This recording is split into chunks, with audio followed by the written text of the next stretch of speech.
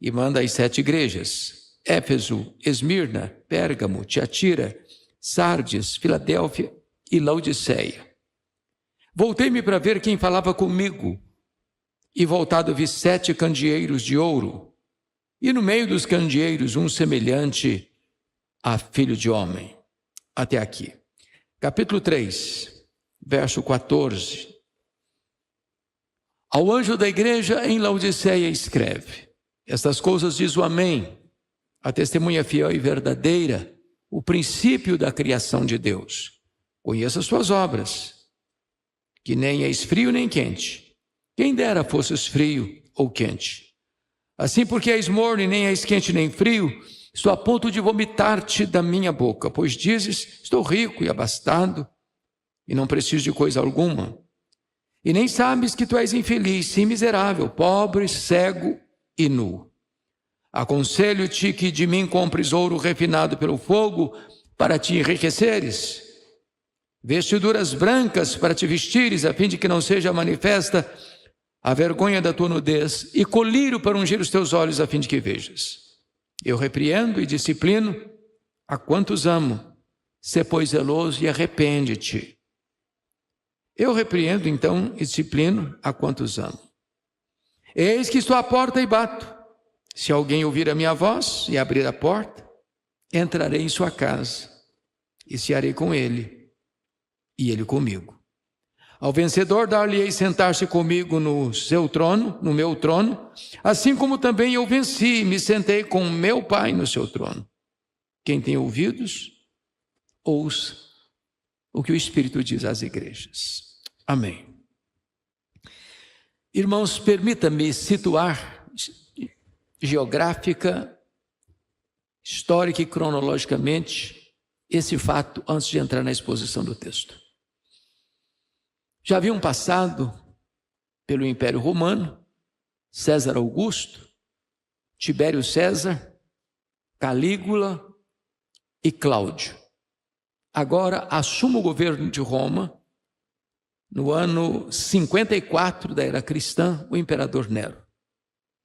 Este homem era não só perverso, mas também devasso. Dentre as suas atrocidades, ele mandou matar sua própria mãe. 10 anos depois que ele assumiu o governo, precisamente 17 de julho do ano 64, a cidade de Roma, a capital do império, a mais populosa, a mais rica e mais poderosa cidade do mundo de então, é criminosamente incendiada. Foram 7 noites e 6 dias de incêndio. E Nero assistia este horrendo espetáculo do alto da torre de Mecenas, tangendo a sua lira. Quando o incêndio acabou, a cidade devastada, mas 4 bairros não atingidos pelas chamas, densamente povoados por judeus e cristãos, deram a Nero um álibi para botar a culpa do incêndio de Roma nos cristãos. Então começa de maneira pontual um verdadeiro massacre aos cristãos. Naquela época faltou madeira para fazer cruz, tamanha quantidade de crentes crucificados.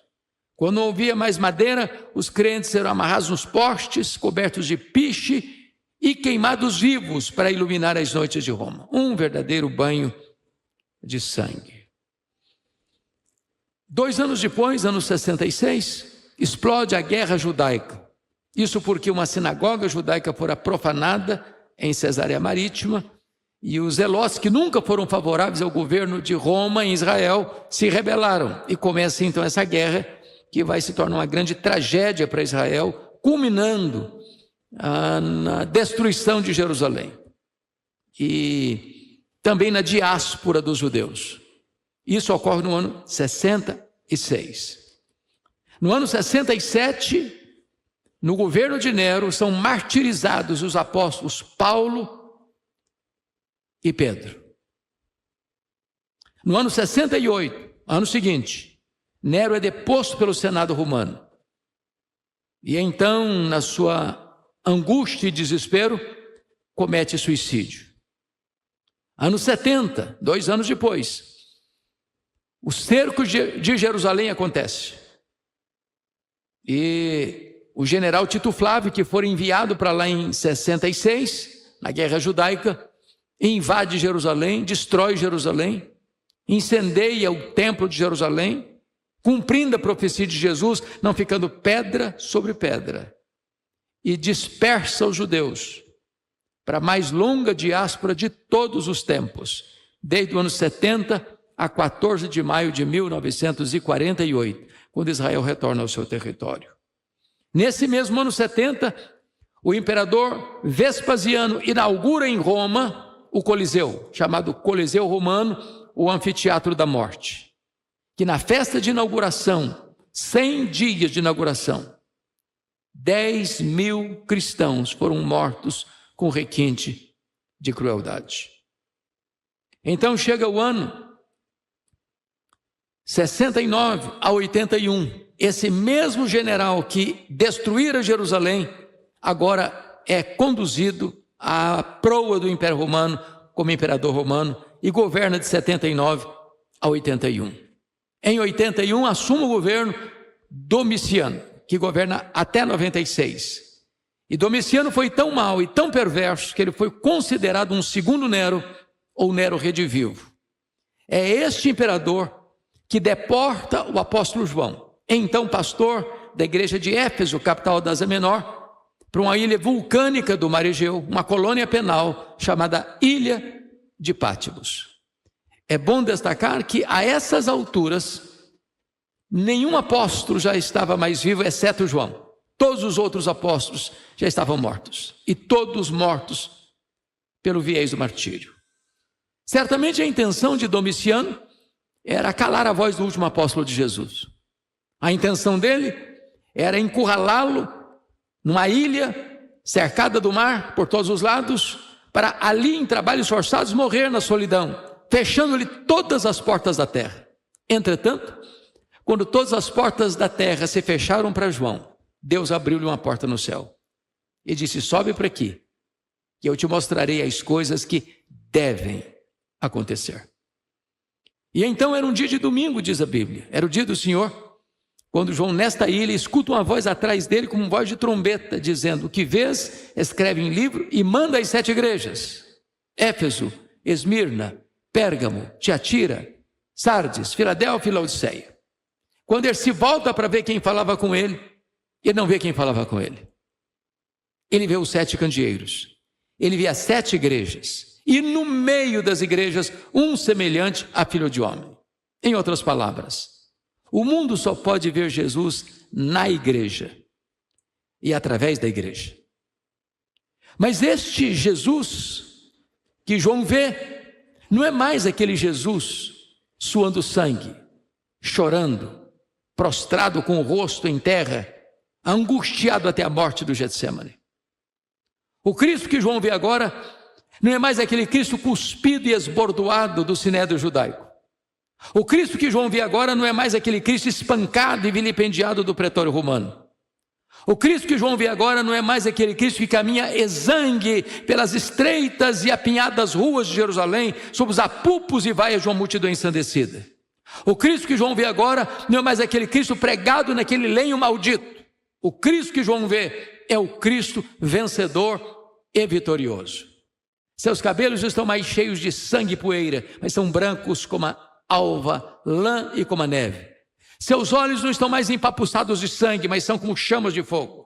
Suas mãos não estão mais pregadas no lenho, mas sustentam a igreja. Seus pés não estão mais cravados naquele lenho pelos cravos malditos, mas são como bronze polido. A sua voz não está mais embargada pela sede, é voz como voz de muitas águas. E agora diz a Escritura que o seu rosto não está mais desfigurado, mas brilha como o sol na sua força.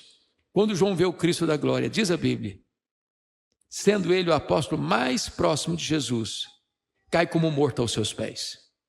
E João põe a mão direita, Jesus põe a mão direita sobre ele e diz: não tenhas medo, João, eu sou o primeiro, eu sou o último. Eis que eu estive morto, mas eu estou vivo pelos séculos dos séculos, e eu tenho as chaves da morte e do inferno. Nós não estamos aqui adorando o Cristo que esteve vivo e está morto. Nós viemos aqui hoje adorar o Cristo que esteve morto, mas está vivo pelos séculos dos séculos. E tem as chaves da morte e do inferno. Quando você olha comigo o versículo 13, você encontra o Cristo glorioso no meio dos candeeiros. Isso é muito importante. Os candeeiros são as igrejas. Ele está no meio das igrejas. E eu diria a você hoje que Ele está aqui no nosso meio, nesta noite. E é por esta convicção que você e eu viemos aqui. Porque se nós nos reuníssemos aqui sem Ele presente, isso aqui não passaria de um mero encontro religioso e nada mais, sem qualquer significado sobrenatural. Mas Jesus está aqui. Foi Ele quem prometeu: onde estiverem 2 ou 3 reunidos em meu nome, ali eu estarei no meio de vocês. Mas não, confira comigo o capítulo 2, versículo 1, porque tem outra informação aqui. Ao anjo da igreja em Éfeso escreve: essas coisas diz aquele que conserva na mão direita as 7 estrelas e anda no meio dos 7 candeeiros. Ele não está estático aqui hoje entre nós. Ele anda no meio dos candeeiros. Eu diria a você que Jesus não só está aqui, Ele está andando entre nós. E quando você examina as cartas, Ele está andando no meio das igrejas para exortá-las, para consolá-las, para corrigi-las, para adverti-las, para fazer promessas. E na medida que Ele caminha no meio dessas igrejas, Ele tem elogios a fazer, Ele tem censuras a fazer. Notem comigo que para 2 igrejas não teve nenhuma censura, apenas elogios. Para quais igrejas? Para Esmirna e para Filadélfia. Esmirna era a mais pobre, Filadélfia a mais fraca. Jesus disse para a igreja de Esmirna: eu conheço as tuas obras, eu conheço a tua tribulação e a tua pobreza, mas tu és rico. Isso me encanta muito, porque você e eu às vezes passamos por tribulações extremamente dolorosas. E é muito bom saber que Jesus conhece as nossas lutas, as nossas dores, as nossas lágrimas. Mas é muito bom saber também que o conceito de Jesus é diferente do nosso. Porque você e eu temos uma noção do que seja uma igreja rica. O que é uma igreja rica na perspectiva humana? É uma igreja que tem muitos membros? É uma igreja que tem um templo suntuoso? É uma igreja que tem um orçamento robusto? Essa é a concepção humana. Mas a igreja de Esmirna, embora pobre na terra, era rica no céu. Embora desprovida de recursos financeiros, era rica de recursos espirituais. Ao mesmo tempo, a igreja de Laodiceia, que olhava para si e dizia: eu sou rica, sou abastada, não preciso de nada. Jesus olha para a mesma igreja: você é pobre, você é miserável, você está cega, você está nua. Rica diante dos homens, pobre aos olhos de Deus. Para a igreja de Filadélfia, Jesus diz: eu conheço as suas obras, tu tens pouca força, mas eu coloquei diante de ti uma porta aberta, e a porta que eu abro ninguém fecha, a porta que eu fecho ninguém abre. Ou seja, o que importa para uma igreja não é ser muito forte aos olhos humanos, mas é ser fiel ao Deus Todo-Poderoso. Mas para 4 igrejas Jesus faz elogios e faz censuras. Para quais igrejas? Para Éfeso, ele elogia aquela igreja pela sua fidelidade doutrinária. Uma igreja que colocava à prova aqueles que se diziam apóstolos, mas não eram apóstolos. Aquela igreja odiava as obras dos nicolaítas, as quais Jesus, eu também odeio. Quem eram os nicolaítas? Aqueles que induziam o povo a uma vida promíscua, rebelde. Portanto, é uma igreja muito cuidadosa e zelosa pela doutrina, pela sã doutrina, pela ortodoxia. Mas notem, Jesus diz assim: eu tenho uma coisa, porém, contra ti. É que tu abandonaste o teu primeiro amor. Sabe o que me impressiona aqui? É que aquela igreja tinha a capacidade de ver problema na vida dos outros. Capaz de enxergar heresias onde tinha heresia. Isso era bom. Mas ela não tinha a capacidade de distinguir ou discernir a falta de amor no seu coração. Nós somos muito mais precisos em ver os erros dos outros do que enxergar o nosso próprio erro. Somos muito peritos em diagnosticar os problemas dos outros, mas não temos a mesma capacidade de observar o nosso coração, às vezes frio, morno, indiferente. Jesus elogiou, por exemplo, a igreja de Tiatira, porque agora essa igreja tem mais fé, mais obras e mais amor que lá no começo. Mas Jesus disse: eu tenho uma coisa contra ti, é que tu toleras essa falsa profetisa Jezabel. Quando você contrasta Éfeso com Esmirna, é algo interessante. Éfeso tem doutrina, mas não tem amor. Tiatira tem amor, mas não tem doutrina. E notem vocês, se nós queremos agradar ao Senhor Jesus, nós temos que ter doutrina e temos que ter amor. Temos que ter teologia e temos que ter ética. Temos que ter verdade e temos que ter piedade. Temos que ter credo, temos que ter conduta. Nós não podemos separar o que Deus uniu. Jesus elogia a igreja de Pérgamo, porque tem gente fiel naquela igreja, a ponto do líder da igreja, Antipas, ter sido martirizado lá. O texto não diz como, mas a história diz. Ele foi assassinado, colocado dentro de um boi de bronze encanecido e assado, queimado dentro daquele boi de bronze, por causa da sua fé em Cristo Jesus. Mas nessa mesma igreja, onde tem gente morrendo pela sua fé, tem gente flertando com o mundo e seguindo as doutrinas de Balaão, numa mesma comunidade. Se assenta ao redor da mesma ceia do Senhor, que faz parte do rol da mesma igreja, que canta os mesmos cânticos, que escuta os mesmos sermões. Tem gente cheia do Espírito Santo e tem gente caminhando muito longe de Deus. A igreja de Sardes tinha um nome na cidade. Tu tens nome de que vives. Talvez, se nós pudéssemos usar uma linguagem mais contemporânea, diríamos uma igreja avivada. Quem olhasse aquela igreja de fora, diz: que igreja impressionante, como cantam com tanta vibração, como oram com tanto fervor, como adoram a Deus com tanta alegria. Seria uma igreja avivada. Mas Jesus não se impressiona com os nossos cacuetes. Às vezes as pessoas, querendo ser espirituais, mudam até o tom da voz na oração, dá até uma tremidinha na voz para dizer que é espiritual. Jesus não se impressiona com isso. Sabe por quê? Porque ele enxerga o coração. E Jesus diz para essa mesma igreja: você tem nome que vive, mas você está morta. E Jesus me choca muito, porque ele enxerga as coisas às vezes diferente do que eu enxergo. Porque a igreja que diz que está viva, Jesus: não, você está morta. A igreja que diz que é rica, Jesus: não, você é pobre. A igreja que é pobre, Jesus: não, você é rica. A igreja que é fraca, Jesus: não, mas eu coloquei diante de você uma porta aberta. Conclusão: o que importa não é o que as pessoas dizem a nosso respeito. O que importa não é o que nós dizemos a nosso respeito. O que importa é o que Jesus diz a nosso respeito. Agora vejam, dessas 7 igrejas, há um estribilho que se repete em todas as cartas.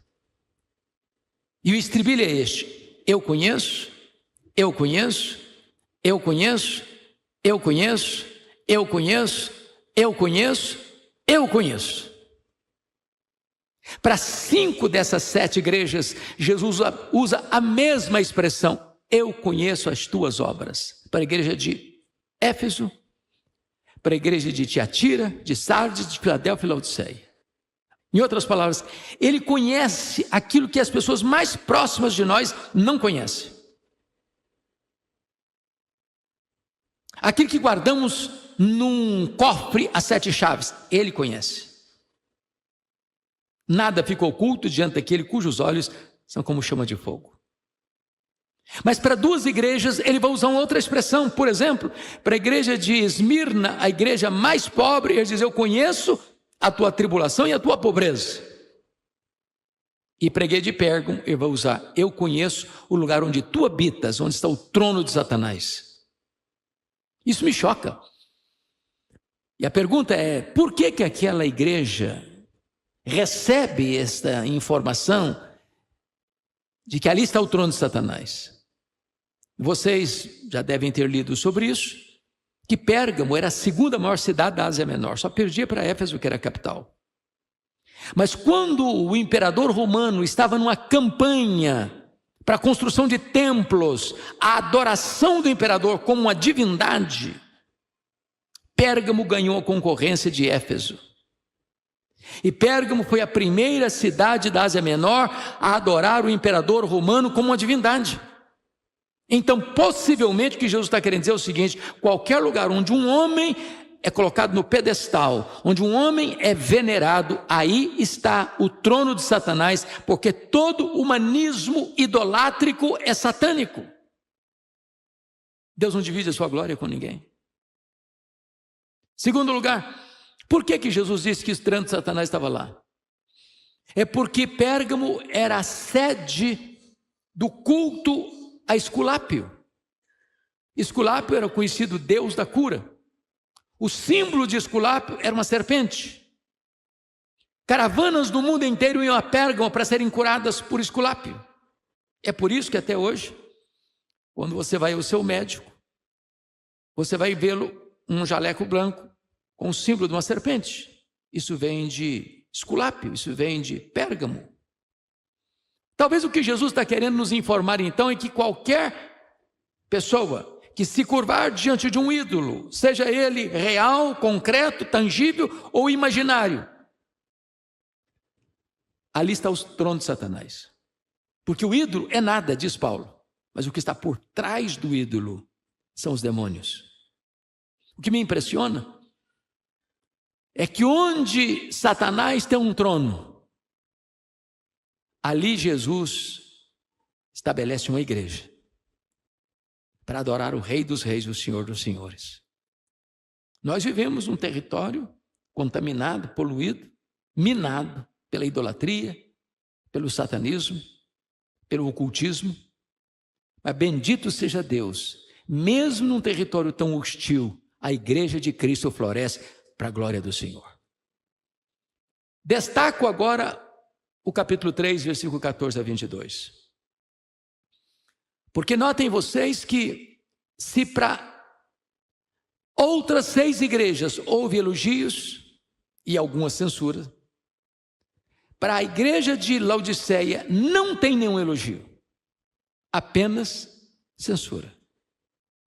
O que é mais espantoso é que a igreja que só recebe censura era a igreja que se olhava no espelho e dava nota máxima para si.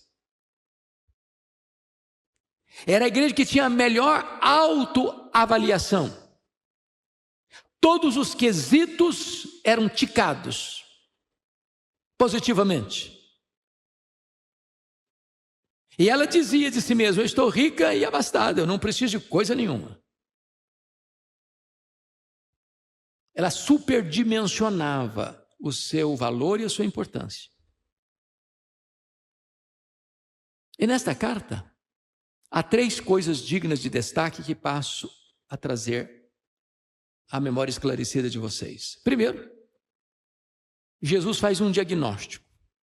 Segundo, Jesus faz um apelo. Terceiro, Jesus faz promessas. Eu não sei se você já prestou atenção nesse fato.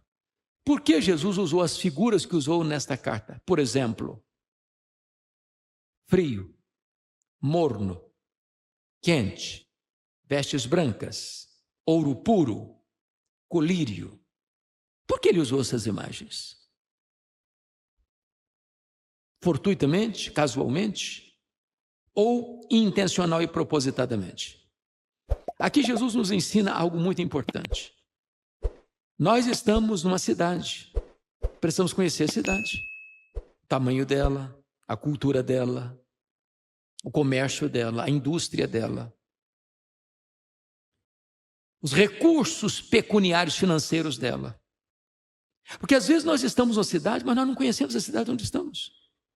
Não conhecemos a sua história, não conhecemos a sua cultura, não conhecemos o seu povo, não conhecemos os seus aspectos culturais, não conhecemos a geografia, não conhecemos a sua economia, não conhecemos o seu comércio, não conhecemos a sua indústria, não conhecemos a sua economia. E Jesus conhece o texto e o contexto. Ele leu a palavra e leu o povo. O que Jesus está fazendo é retirando da realidade da cidade de Laodiceia lições para fazer aplicações espirituais. Por exemplo, por que ele usa a figura do frio, quente, morno? Ele está usando a geografia. Vocês sabem que Laodiceia ficava e fica até hoje na região chamada Vale do Rio Lico, que era a região mais fértil da Ásia Menor, hoje uma das regiões férteis da Turquia asiática. Aquela região metropolitana tinha 3 cidades: Laodiceia, Colossos e Hierápolis. Isso é tanto verdade que quando Paulo encaminha a carta à igreja dos Colossos, das Colossenses, ele pede que a mesma carta seja lida na igreja de Hierápolis. Por quê? Porque era uma micro-região. Diríamos nós aqui hoje, seria o ABCD de São Paulo. Santo André, São Bernardo, São Caetano e Diadema. São cidades diferentes, mas uma mesma região metropolitana, todas misturadas. Hierápolis era mundialmente conhecida pelas suas fontes de águas termais quentes. Até hoje você tem lá o Castelo Branco, cujas águas quentes brotam, vão formando piscinas em cascatas, e as pessoas vinham e vêm até hoje tomar banhos terapêuticos. Era a nossa Caldas Novas brasileira. Do outro lado do Rio Lico ficava Colossos, uma cidade menor, que tinha também fontes de águas terapêuticas, águas frias, mas terapêuticas. Mas a cidade maior da região, que era Laodiceia, não tinha fontes nem de águas quentes, nem de águas frias. As águas que chegavam das montanhas vinham por meio de aquedutos e chegavam na cidade tépidas, mornas, impróprias para beber, impróprias para o uso terapêutico. E Jesus pega esse gancho e diz: quem dera você fosse frio como as águas de Colossos, quem dera você fosse quente como as águas de Hierápolis, mas como você morna como as águas que chegam na cidade, eu estou a ponto de vomitar-te da minha boca. Por que ele usa, por exemplo, o ouro puro para te enriqueceres? Porque Laodiceia era a cidade dos endinheirados, dos ricaços, dos banqueiros da época. Uma cidade riquíssima, que no ano 46 da era cristã foi devastada por um terremoto, e os ricos da cidade, sem ajuda externa do império, reconstruíram a cidade. E Jesus está dizendo: vocês se orgulham do ouro que vocês têm, mas espiritualmente vocês são pobres. Por que ele usa a figura das vestes brancas? Porque Laodiceia era o maior centro têxtil da Ásia Menor. E Jesus está dizendo o seguinte: vocês se orgulham das suas fábricas de roupas, mas espiritualmente vocês estão nus. Por que Jesus usa a figura do colírio? Porque Laodiceia é o maior centro oftalmológico da Ásia Menor. Havia um remédio quase milagroso lá, o pó frígio. E Jesus está dizendo: vocês se orgulham das suas clínicas de tratamento de olhos, mas espiritualmente vocês estão cegos. O que Jesus está fazendo? Um diagnóstico. Agora, prestem por favor atenção nisso.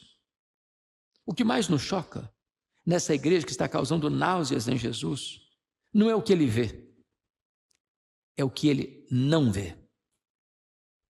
Porque vejam vocês, a igreja que só recebe censuras de Jesus, não recebe de Jesus nenhuma denúncia de problemas doutrinários. Não tem falsos apóstolos, não tem doutrina de Nicolaíta, não tem doutrina de Balaão, não tem doutrina de Jezabel. A igreja de Laodiceia não recebe nenhuma acusação de Jesus de que ela está se desviando para heresias. Diríamos nós hoje que é uma igreja ortodoxa, mas está causando náuseas em Jesus. Examine melhor. Você não encontrará nenhuma denúncia de Jesus de problemas morais, continham problemas morais lá em Tiatira, lá em Pérgamo, lá em Sardes. Não há denúncia de pecado, não tem escândalo acontecendo. Mas essa igreja, embora ética, está causando náuseas em Jesus. Leia melhor as cartas e vocês não verão nenhuma denúncia de Jesus de problemas econômicos, pobreza, miséria. Não, a igreja é rica, é próspera. Os teólogos da prosperidade não fariam sucesso lá. Todo mundo já era rico. Mas está causando náuseas em Jesus. Leia as cartas e vocês não verão nenhum problema, por exemplo, de perseguição. Tinha perseguição religiosa em Éfeso, tinha perseguição política em Pérgamo, mas essa igreja vivia em paz. Então diríamos nós que essa igreja é ortodoxa, é ética, é próspera e vive em paz. Posso até lhe garantir que se nós morássemos naquela região, naquele tempo, nós iríamos frequentar com os nossos filhos a igreja de Laodiceia. Era a melhor igreja. Mas Jesus olha e diz: eu estou a ponto de vomitar-te da minha boca. Então a pergunta é: o que Jesus viu que causou tanto desconforto nele? Só uma coisa: falta de fervor espiritual.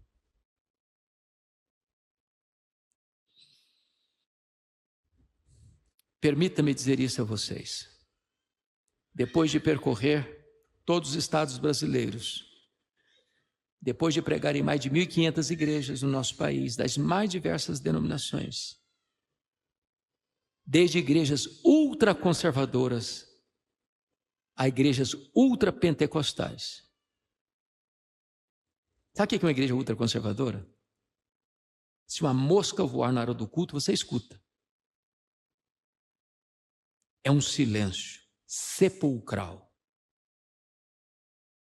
Tem hora que dá até desespero para quem prega, porque você prega, parece que todos os rostos estão congelados.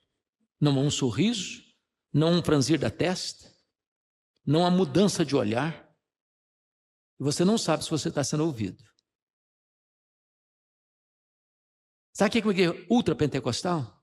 É tanto barulho, tanto barulho, tanto barulho, que você diz: calma, calma, gente, calma, calma.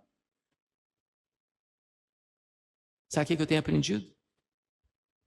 Fervor espiritual não tem nada a ver com estilo de culto. Nada a ver. Nada a ver. O Senhor não se impressiona com os nossos cacuetes. E talvez o grande problema da igreja evangélica brasileira é falta de fervor espiritual. Falta de brilho nos olhos. Falta de choro pelo pecado.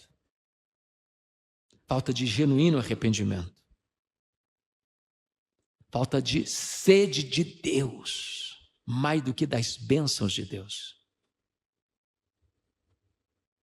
Falta de anseio pela plenitude do Espírito Santo. Irmãos, mais de 50% das igrejas evangélicas brasileiras, entre 100 e 150 membros, estão numa espécie de platô de acomodação. Sem entusiasmo, sem crescimento, sem paixão, sem vigor, sem avanço no reino de Deus, acomodados, conformados, anestesiados. Precisamos de um sopro da graça. Precisamos do vento do Espírito. Precisamos daquilo que Jonathan Edwards dizia: ter luz na mente, mas ter fogo no coração. Precisamos de um genuíno avivamento, não produzido na terra, não fogo estranho, não fogo fátuo, não emocionalismo estéril, nem religiosismo estéril. Precisamos de um despertar da graça, de um mover do Espírito Santo. Precisamos que o nosso coração volte a arder.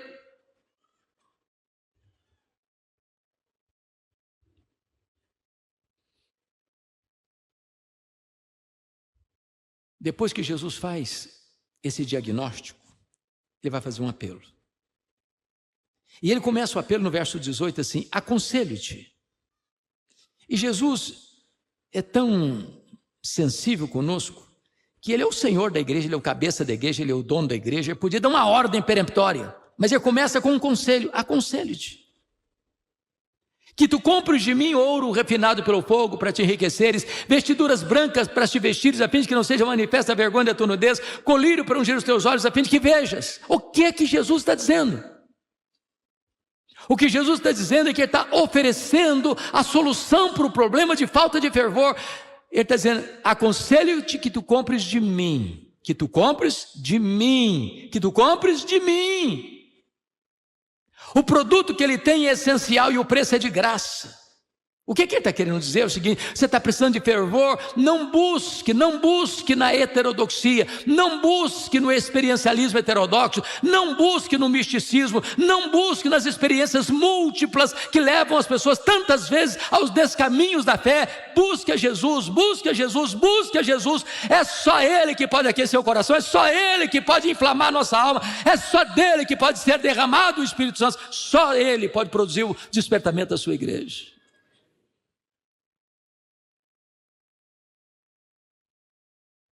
Quantas pessoas foram buscar fervor em outros lugares e se desviaram da fé? As novidades do mercado da fé. Mas agora Jesus tem uma palavra e tem uma exortação. No verso 19: eu repreendo e disciplino a quantos amo. E agora vem a exortação: arrepende-te. Sê, pois, zeloso e arrepende-te. Eu não sei se vocês têm a mesma visão que eu tenho do texto, mas para mim náusea é pior do que dor. Cada pessoa pode reagir de uma maneira, mas sentir náusea é um troço horrível. Você está em pé, o mundo roda. Você senta, pior. Se você deita, o mundo roda mais rápido ainda. Quando você come alguma coisa e aquilo não faz bem, é muito ruim. E Jesus está sentindo náusea. Ele pega pesado demais. E por que ele pega pesado? É porque ele não abre mão da nossa vida. É porque ele não desiste de nós. Eu repreendo e disciplino a quantos amo. O que ele está dizendo é o seguinte: eu não fui para a cruz, eu não morri, ressuscitei para produzir um crente fraco, apático, insosso, morno. Eu não posso admitir que você viva a sua vida cristã desse jeito. E então tem uma ordem peremptória: sê, pois, zeloso e arrepende-te, muda a tua vida, muda a tua conduta. Quando chega no verso 20, muito amavelmente ele diz: eis que eu estou à porta e bato. Sabe o que me impressiona? É que Laodiceia é uma igreja narcisista. Ela está apaixonada por ela mesma. Ela olhou lá no espelho, na poça d'água, e disse: mas eu sou maravilhoso, eu sou lindo demais. Estou encantado comigo, estou apaixonado por mim mesmo. Olha que pessoa incrível que eu sou. Eu estou rica e abastada, eu não preciso de nada. Ela se basta. Ela reúne para ela mesma, ela canta para ela mesma, ela prega para ela mesma, ela vive para ela mesma. Ela está com a porta fechada e nem percebeu que Jesus está do lado de fora. Que tragédia a igreja se reunir e Jesus está do lado de fora. Não teve acesso. Ele diz: eu estou batendo, eis que eu estou à porta e bato. Continuamente eu bato. Se alguém ouvir a minha voz e abrir a porta, eu entrarei e cearei com ele, ele comigo. Que Jesus me convide a cear com ele, que privilégio, que graça, mas que ele queira cear comigo. Sabe o que ele está nos dizendo? A única maneira do nosso coração aquecer é assentando-nos à mesa com Jesus. É ter comunhão com Ele, intimidade com Ele. Aquela intimidade da porta do quarto fechada, sem holofotes, sem luzes da ribalta, Às vezes, irmãos, a gente bota a vida cristã no piloto automático. Às vezes a gente vira um religioso, um fariseu. Perdeu a alegria da intimidade. Os discípulos de Emaús, quando seus olhos abriram para ver que era o Jesus ressurreto, o coração ardeu. E quando os olhos se abrem e o coração arde, os pés se apressam. E quando os olhos se abrem, o coração arde, os pés se apressam, você não consegue ficar calado mais, sem falar desse Jesus para as outras pessoas. Mas agora vem a promessa.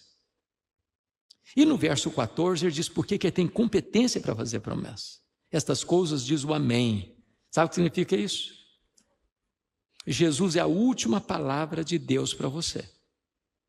Se você não ouvi-lo, não tem novas revelações mais.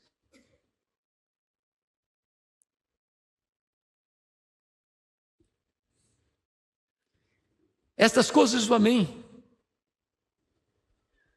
E ele prossegue nesta apresentação pessoal e diz o seguinte, confira aí comigo, por gentileza. A testemunha fiel e verdadeira. O que ele fala, ele cumpre.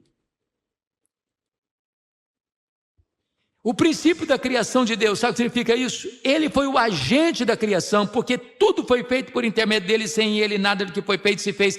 E se ele do nada criou o universo, ele tem poder para inflamar novamente o seu coração. E qual é a promessa? Está lá no versículo 21. Ao vencedor dar-lhe-ei sentar-se comigo no meu trono, como eu venci e sentei com o meu Pai no seu trono. Sabe o que ele está dizendo? Você vai sair da intimidade da mesa para a publicidade do trono. Quem se assentará publicamente com ele no trono?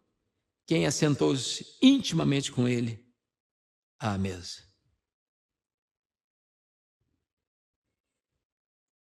E ele termina assim: quem tem ouvidos, ouça o que o Espírito diz às igrejas. Em 2011 eu fui visitar essas 7 igrejas. E eu confesso que me emocionei muitas vezes. Porque todas essas 7 igrejas estão mortas. Literalmente. Todas. Você vê escombros, pedras reviradas. Uma vaga lembrança de uma igreja que viveu no passado. E a pergunta inevitável é esta: por que é que essas igrejas morreram? E a resposta é única: porque elas não ouviram o que o Espírito disse a elas.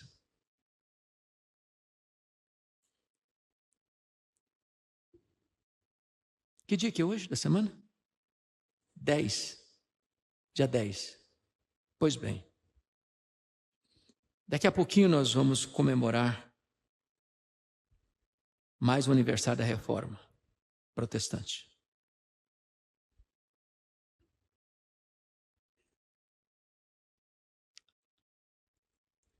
A igreja protestante da Europa, com exceções honrosas, está morrendo. Templos belíssimos, vazios.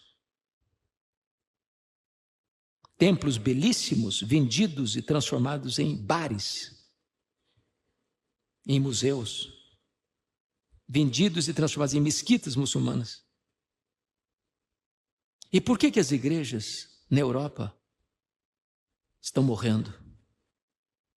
Porque elas não têm ouvido o que o Espírito diz a elas.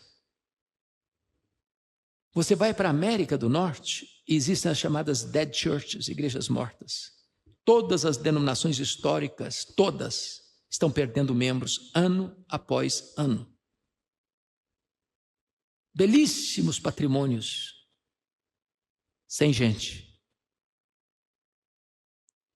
Há alguns anos eu estava pregando lá em Nova York e fui pregar numa igreja evangélica da cidade. meia hora de percurso do hotel à igreja, e o pastor me mostrou 11 templos que estavam sendo vendidos, e não tinha mais gente para frequentar. E sabe por que as igrejas estão morrendo? Porque elas não estão ouvindo o que o Espírito diz a elas. Aqui no Brasil já tem denominações rendidas ao liberalismo, que estão minguando, desidratando. Seminários que não creem que este livro é a palavra de Deus. Há pouco tempo um pastor me ligou e me disse com lágrimas: a nossa denominação não batizou uma pessoa por igreja, por ano, em média.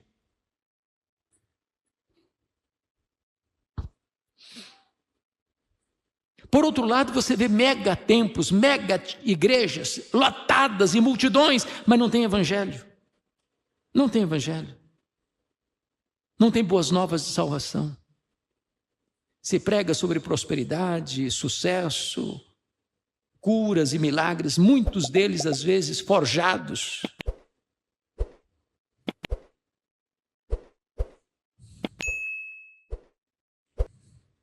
Irmãos queridos, que Deus tenha misericórdia de nós. Que o nosso coração volte a arder por Jesus. Que o Senhor sopre sobre nós um sopro de vida nesta noite, em nome de Jesus. Que você que nos acompanha, peça ao Senhor para despertar o seu coração.